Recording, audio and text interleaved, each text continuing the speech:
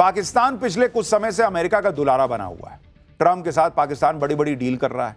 Trump भी पाकिस्तान में निवेश की बात कर रहे हैं। इन सब से चीन बौखलाया हुआ है, जो पाकिस्तान का पुराना सहयोगी है। पुरानी कहावत है कि दो नावों की सवारी हमेशा खतरनाक होती है, और यही पाकिस्तान के साथ हो रहा है। अमेरिका से दोस्ती बढ़ाने के चक्कर में जिनपिंग को नाराज कर दिया। अब तो यह स्थिति हो गई कि चीन के नागरिक पाकिस्तान में हंगामा कर रहे हैं। भाई, पाकिस्तान की कोई हैसियत नहीं है ना भाई। या तो तुम भारत हो, दुनिया की सबसे तेजी से बढ़ती अर्थव्यवस्था, कि हर आदमी कहे कि मेरा दोस्त बन जाओ, अच्छा चलो उससे दोस्ती रखो, थोड़ी मेरे से भी रख लो। तुम हो भिखारी, अमेरिका से भी पैसा लोगे, भीख लोगे, चाइना से भी लोगे। तो जो भीख दे रहा है वो तुमसे कम से कम लॉयल्टी तो एक्सपेक्ट करेगा। पाकिस्तान कैसे फंस गया है आप ये देखिए। अमेरिका के निवेश पर पाकिस्तान में सवाल खड़े हो रहे हैं। लोग कह रहे हैं कि मुनीर ने देश को बेवकूफ बनाया है। उधर चीन ने पाकिस्तान का अरबों डॉलर रोक दिया है। चीनी नागरिक पाकिस्तान में पुलिस की पिटाई कर रहे हैं। भारत यूएन में पाकिस्तान को बुरी तरह एक्सपोज करता चला जा रहा है। पाकिस्तान में इस समय यही चर्चा हो रही है कि शहबाज और मुनीर की जोड़ी ने पूरा देश बेच दिया। सबसे बड़ी बेइज्जती तो यह है कि पाकिस्तान के अंदर चीन के लोग पाकिस्तानी पुलिस की पिटाई कर दे रहे हैं। पाकिस्तान के खिलाफ चाइनीज गुस्से में क्यों हैं, अब आपको यह भी बताता हूं। पाकिस्तान की सबसे बड़ी बेइज्जती तो तब हो गई जब चीन के नागरिकों ने पाकिस्तान के अंदर ही पाकिस्तानी पुलिस की पिटाई कर दी। पाकिस्तान के कब्जे वाले कश्मीर में चाइनीज नागरिकों ने पाकिस्तानी पुलिस के जवानों को पीट दिया। इसकी वजह क्या थी थोड़ी देर में बताऊंगा, लेकिन पहले तस्वीरें देखिए कैसे पाकिस्तान के पुलिस के लोग पिट रहे हैं चाइनीज नागरिकों से। भाई, वो चाइनीज को भी लगता होगा कि हमने भीख दिया है तुमको मारने का भी अधिकार रखते हैं, वो ऐसा मानते होंगे। पीओके में चाइनीज लोगों के ग्रुप ने पाकिस्तानी पुलिस के जवानों को कायदे से पीटा। चाइनीज लोग हाथों में पत्थर लिए पुलिस से भिड़ गए, पुलिस को धक्का दे रहे थे, पुलिस की लाठी छीनने की कोशिश कर रहे थे, और पाकिस्तानी पुलिस कुछ नहीं कर रही थी। कर भी कैसे सकती है? चीन ने एक भी नागरिक को खरोच अगर आ गई चीन के, तो पाकिस्तान को धो डालेगा चीन। एक और तस्वीर देखिए, चाइनीज ग्रुप एक साथ पाकिस्तानी पुलिस से भिड़ गया, पुलिस के जवानों को धक्का देकर किनारे ले जा रहा है। ऐसा लग रहा है जैसे पाकिस्तानी पुलिस के जवानों की लिंचिंग होने वाली है। इस चाइनीज ग्रुप में महिलाएं भी थीं, और वो भी पाकिस्तानी पुलिस के जवानों से भिड़ गईं। महिलाओं को चीखता और अग्रेसिव होता देखकर पाकिस्तानी पुलिस के हाथ पांव फूल गए, वो पीछे हटने लगे। चीन के नागरिकों ने पाकिस्तान पुलिस के जवानों की पिटाई क्यों की, इसकी वजह भी आपको बताता हूं। दरअसल पिछले करीब 1.5 महीने से गिलगित बाल्टिस्तान के व्यापारियों ने काराकोरम हाईवे ब्लॉक किया हुआ है। काराकोरम हाईवे पाकिस्तान को चीन से जोड़ता है। सोमवार को व्यापारियों ने खुजरे पास को भी ब्लॉक कर दिया। इस वजह से चीन के नागरिक वापस अपने देश नहीं जा पा रहे हैं। पिछले 48 घंटे से चीन के 80 से ज्यादा नागरिक यहां फंसे हुए हैं। ये सभी चीनी नागरिक वापस जाने के लिए कोशिश कर रहे थे। पुलिस ने कहा कि रास्ता खोल के सीमा तक जाने दिया जाए। जब पुलिस नहीं मानी तो चीनी लोगों ने पुलिस को ही पीट दिया। तो ये तो पाकिस्तान की हैसियत है कि चाइना के नागरिक भी वहां की पुलिस को पीट दे रहे हैं। जिसमें बात नेपाल की, जान बचाकर भागे चीनी कठपुतली ओली का सनसनीखेज दावा। नेपाल में बवाल भारत ने करवाया क्या? सच क्या है इसका? आंदोलन नेपाल के जेनजी का, लेकिन आंदोलन में पैसा किसका लगा? पर्दे के पीछे का खिलाड़ी कौन है? नेपाल का अगला प्रधानमंत्री कौन? जेनजी और सेना के बीच भी अब बवाल होने वाला है क्या? नेपाल में तख्ता पलट करने वाला जेनजी अब यह तय नहीं कर पा रहा है कि नेपाल की सत्ता कौन संभालेगा, वहां नया प्रधानमंत्री कौन बनेगा, यह आज भी क्लियर नहीं हुआ। लेकिन जिस तरह से पूरे आंदोलन में हिंसा भड़की, उससे हमने पाठशाला में कह दिया था कि लगता है आंदोलन को किसी ने हाईजैक कर लिया है। आज यही बात जो हमने आपको पाठशाला में डे 1 कही थी, वही बात नेपाल में आंदोलन करने वाले जेनजी के लोग कह रहे हैं कि भाई हमारा आंदोलन हाईजैक हो गया। जेनजी की तरफ से कहा गया कि हिंसा और आगजनी में जेनजी से जुड़े लोगों का कोई हाथ नहीं है। आंदोलन को मौका परस्त तत्वों ने हाईजैक कर लिया है। और पूरे बवाल के बीच पीएम की कुर्सी छोड़कर जान बचाकर भागे केपी शर्मा ओली ने भी सनसनीखेज दावा कर दिया। उन्होंने इशारा कर दिया कि नेपाल में बवाल भारत ने करवाया। लेकिन इसका सच क्या है, आज आपको विस्तार से बताऊंगा। नेपाल में तख्ता पलट करने वाले जेनजी के पीछे कौन सी ताकत है? पर्दे के पीछे के खिलाड़ी कौन है? इसके अलावा नेपाल के नए पीएम को लेकर जेनजी और नेपाल आर्मी के बीच छिड़ते बवाल की भी बात हो। लेकिन पहले नेपाल में आज जो हुआ है उसकी भी झलक दी।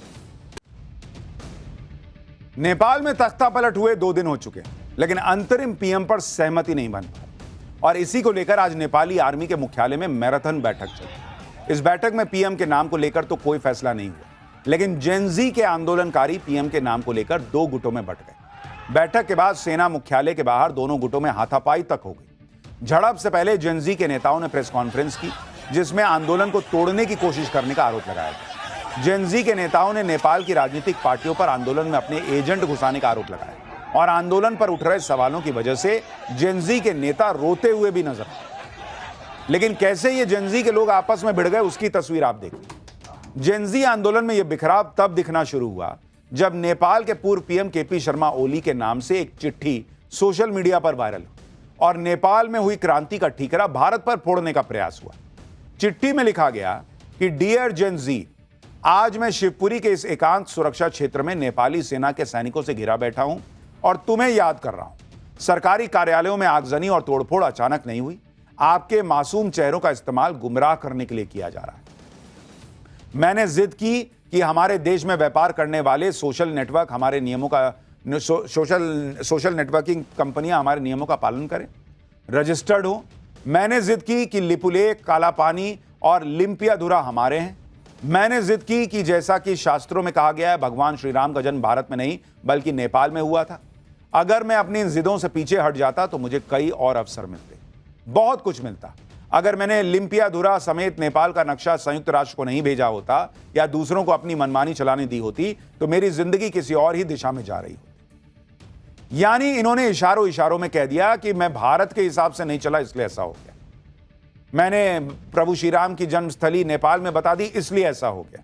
अरे जाओ, यहां भारत अमेरिका से भिड़ा बैठा है, उसको यही काम बचा है कि वो नेपाल में जिससे भारत के इतने अच्छे संबंध हैं, रोटी बेटी का रिश्ता है, वहां आग लगा देगा भारत।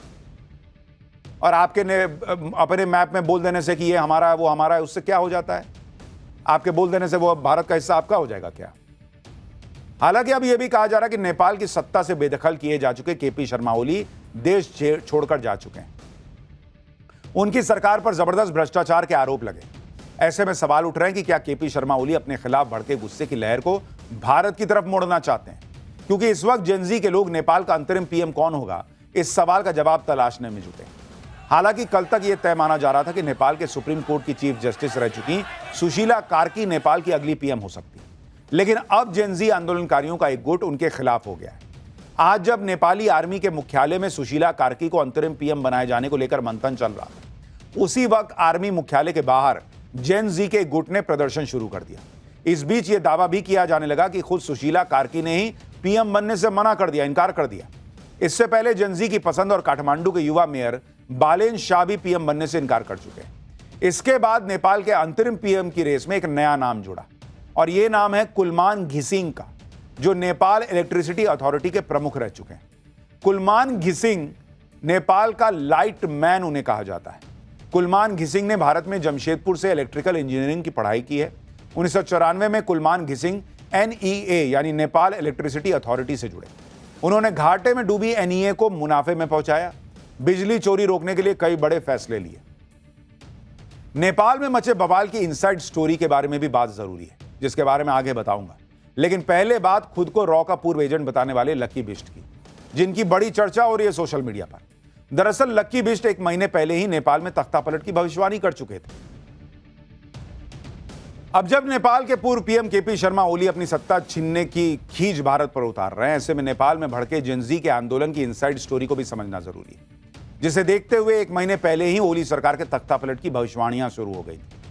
दावा किया जा रहा है कि नेपाल में भड़के प्रदर्शनों के पीछे हामी नेपाल नाम के एक एनजीओ की बड़ी भूमिका मानी जा रही है।